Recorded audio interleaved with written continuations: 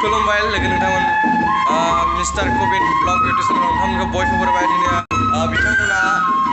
दायो मोसानो थाखाय गेवलां मेलाव दिनै गेवलां मेल बेयाव मोसानो थाखाय सिफुंनि रिहार्सेल खालामगासिनो स्कुल सिङाव आं दिनै लामायाव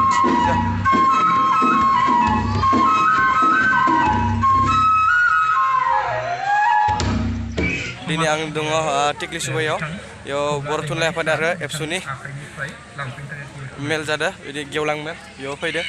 बेसेबांथिखौ दिन्थिनानै इयाव नायबानो जाबाय खुंगा 38थि बोसोरसारि जथुमा टंला दखरा दुलाराय बर' फरायसा आफाद खुंगा 22थि बोसोरसारि जथुमा टंला गुदि बर' थुनलाइ आफाद थावनि खखा बस्ति टिक्लि सुबा गुदि फरायसालि गेलेग्रा फोथार खाला 26 आरो 27 डिसेम्बर 2020 शनिबार आरो रबिबार माने दिनै शनिबार रबिबार इयाव गेवलां मेल बेयाव फैदों आरो बेनि उनाव खोब मेहेरगोनां हाबाफारिखौ दैदेनलांनाय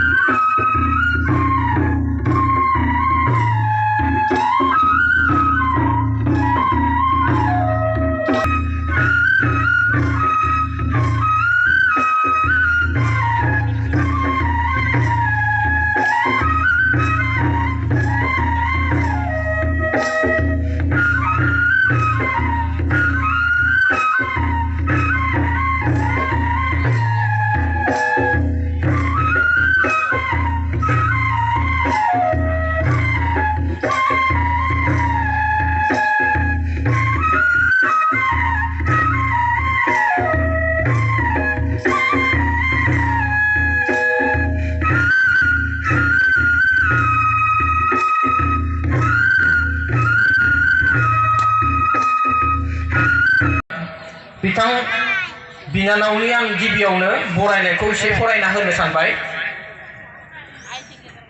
बिथाङा फरायसालिया उरुन्दै एकाडेमिमोन आरो गोजौसिन अनजालि बिनानाव गिबियावनो टंला दखरा दुलाराय फरायसा आफादनि नै जोंनि पार्टनार फिसाखानिया सिफुंदाबो आरो खामदाबो बिथांमोना जग्रोबाय जोङो दायो ओंखाम जानो हाबबाय नै फार्स्ट राउन्डआवनो उखैनाया थानो हाथारला जाग्राया जोंनि आगोललै लोगो नोंथां नायगिरि नोंथांमोन बिराद थाङैनो जबाय आरो थेवबो